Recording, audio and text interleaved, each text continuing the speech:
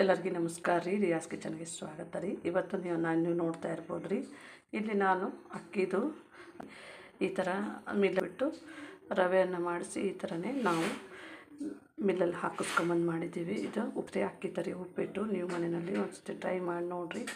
ನಮ್ಮ channel subscribe ಮಾಡಿ, like ಮಾಡಿ, ಶೇರ್ ಮಾಡಿರಿ. ಯಾರು ನಮ್ಮ ವಿಡಿಯೋನ ನೋಡ್ತಾ ಇದ್ದೀರಿ ನಿಮ್ಮೆಲ್ಲರಿಗೂ ಧನ್ಯವಾದಗಳು ರೀ. ಇವಾಗ ನಾನು ಒಂದು ಲೋಟ ಇದನ್ನು ಅಕ್ಕಿ ತರಿ ರವೆಯನ್ನು ತೊಗೊಂಡಿದ್ದೇನೆ ರೀ. ಇವಾಗ ನಾನು ಇಲ್ಲೊಂದು ಪಾತ್ರೆ ಇಟ್ಕೊಂಡಿದ್ದೇನೆ ರೀ. ಇದಕ್ಕೆ ಒಂದು ರವೆಯನ್ನು ಹಾಕ್ಕೊಂಡಿದ್ದೇನೆ. ಇವಾಗ ನೋಡ್ಬೋದು ರೀ, ಇನ್ನೂ ನಾನೊಂದು ಅರ್ಧ ಲೋಟದಷ್ಟು ತೊಗೊಂಡಿದ್ದೇನೆ. ಇದನ್ನು ಸಹ ಇದಕ್ಕೆ ಹಾಕೋತಾ ಇದ್ದೇನೆ. ಇವಾಗ ಇದಕ್ಕೆ ನೋಡಿರಿ, ಚೆನ್ನಾಗಿ ನಾವು ಇದನ್ನು ಫ್ರೈ ಮಾಡ್ಕೋಬೇಕ್ರಿ. ಅಂದರೆ ಸ್ವಲ್ಪನೇ ಆಯಿಲ್ ಹಾಕಿ ಫ್ರೈ ಮಾಡ್ಕೋಬೇಕ್ರಿ. ಇವಾಗ ಸ್ವಲ್ಪನೇ ಆಯಿಲನ್ನು 1-2 ಟೇಬಲ್ ಸ್ಪೂನ್ ಆಯಿಲ್ ಹಾಕೋತಾ ಇದ್ದೇನೆ ರೀ.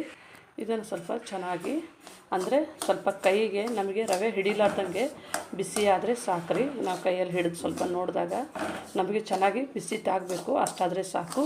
ಇದೇನೇನು ಕಲರೇನು ಚೇಂಜ್ ಆಗೋದು ಬೇಡ. ಹಾಗಾಗಿ ಇದನ್ನು ಈ ಥರ ಫ್ರೈ ಮಾಡ್ಕೋಬೇಕು. ಇವಾಗ ನೋಡಿರಿ, ಈ ಲೋಟದಲ್ಲೇ ನಾನು ಒಂದು 3 ಲೋಟದಷ್ಟು ನೀರನ್ನು ತೊಗೋಬೇಕ್ರಿ. ಇವಾಗ ನೋಡಿರಿ, ಇದಕ್ಕೆ 2 ಲೋಟ ಹಾಕ್ಕೊಂಡಿದ್ದೇನೆ. ಇವಾಗ ಇದಕ್ಕೆ ನೋಡಿರಿ 3 ಲೋಟ ನೀರನ್ನು ಹಾಕೋತಾ ಇದ್ದೀನಿ. ಇವಾಗ ನಾವು ನೀರನ್ನು ಬಿಸಿ ಮಾಡೋಕ್ಕೆ ಇಟ್ಕೊಂಡಿದ್ದೇವೆ ರೀ. ಇವಾಗ ನೋಡಿರಿ, ಇದನ್ನು ನಾವು ರವೆಯನ್ನು ಹುರ್ಕೊತಾ ಇದ್ದೀವಿ. ಒಂದು 10 ನಿಮಿಷದಲ್ಲಿ ಈ ಉಪ್ಪಿಟ್ಟು ನೋಡಿರಿ ತುಂಬ ಚೆನ್ನಾಗಿ ಬಿಡಿ ಬಿಡಿ ಆದಂತಹ ಒಳ್ಳೆಯ ಒಂದು ಉಪ್ಪಿಟ್ಟು ರೆಡಿ ಆಗುತ್ತೆ ನಿಮಗೆ. ನಾವು ಆಯಿಲ್ ಹಾಕಿ ಬಿಸಿ ಮಾಡ್ಕೊಂಡಿದ್ದೆ ನೋಡಿರಿ, ಅಂದರೆ ಇದನ್ನು ಸ್ವಲ್ಪನೇ ಹುರ್ಕೊಂಡಿದ್ದೇವೆ ನೋಡ್ಬೋದು. ಇವಾಗ ನಮ್ಮ ರವೆ ಬಿಡಿ ಬಿಡಿ ಆಗಿದೆ. ಅಂದರೆ ಅವಾಗ ನಾವು ಆಯಿಲ್ ಹಾಕಿದಾಗ ಆಯಿಲೆಲ್ಲ ಚೆನ್ನಾಗಿ ಇದರಲ್ಲಿ ಹೊಂದ್ಕೊಂಡಾಗ ನೋಡಿರಿ ನಮಗೆ ಈ ಥರ ರವೆ ಬಿಡಿ ಬಿಡಿ ಆಗುತ್ತೆ. ಈ ಥರ ಮುಟ್ಟು ನೋಡಿದ್ರೆ ತುಂಬ ಬಿಸಿ ಇದೆ ರೀ. ಇವಾಗ ನಾನು ಸ್ಟವನ್ನು ಆಫ್ ಮಾಡ್ತಾ ಇದ್ದೇನೆ ರೀ. ಇದನ್ನು ನಾವು ಬೇರೆ ಸಪ್ರೇಟಾಗಿ ಹಾಕ್ಕೊಳ್ಳೋಣ. ಇವಾಗ ನೋಡ್ಬೋದು ರೀ, ನಾನು ರವೆನ ತೆಗೆದಿಟ್ಕೊಂಡಿದ್ದೇನೆ.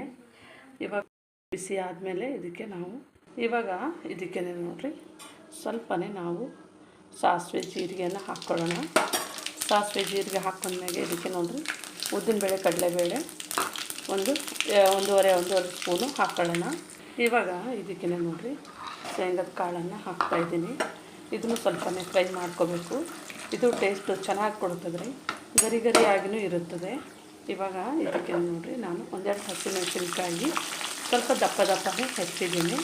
2 ಹಸಿಮೆಣಸಿನ್ಕಾಯಿ ಮತ್ತು ಸ್ವಲ್ಪನೇ ಅಂದರೆ ಒಂದು ಮೀಡಿಯಮ್ ಸೈಜಿಂದ ಈರುಳ್ಳಿ ಸ್ವಲ್ಪ ಚೆನ್ನಾಗಿ ಹಾಕಬೇಕು ರೀ. ಇವಾಗ ಮಿಕ್ಸ್ ಮಾಡೋಣ.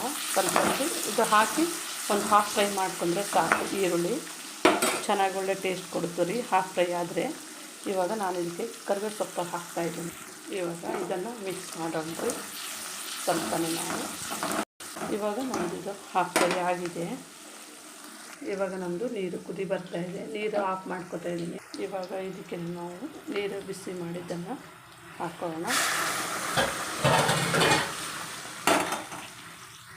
ಇವಾಗ ಉಪ್ಪನ್ನು ರುಚಿಗೆ ತಕ್ಕಷ್ಟು ಉಪ್ಪು. ಇವಾಗ ಸ್ವಲ್ಪ ಸ್ಲೋ ಫ್ಲೇಮ್ ಮಾಡ್ಕೊಂಡು ಕುದಿ ಬರ್ತದಲ್ರಿ, ನಾವು ರವೆಯನ್ನು ಹಾಕ್ಕೋಬೇಕು.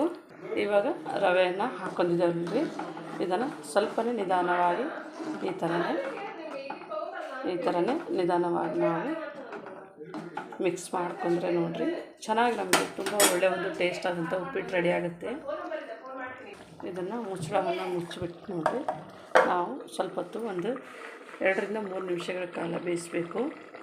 ಇವಾಗ ನಾವು ಇದನ್ನು 3 ನಿಮಿಷಗಳ ಕಾಲ ಬೇಯಿಸಿದೆ ನೋಡಿರಿ.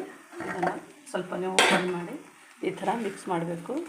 ನೋಡ್ಬೋದು ನಮ್ಮದು ಉಪ್ಪಿಟ್ಟು ಬಿಡಿ ಬಿಡಿಯಾಗಿ ಈ ಥರ ನೋಡ್ಬೋದು. ತುಂಬ ಬೆಳ್ಳಗೆ ಮತ್ತು ಉದುರಾಗಿಯೇ ಬಂದಿರುತ್ತೆ ನಮ್ಮದು ಉಪ್ಪಿಟ್ಟು. ನೋಡ್ಬೋದು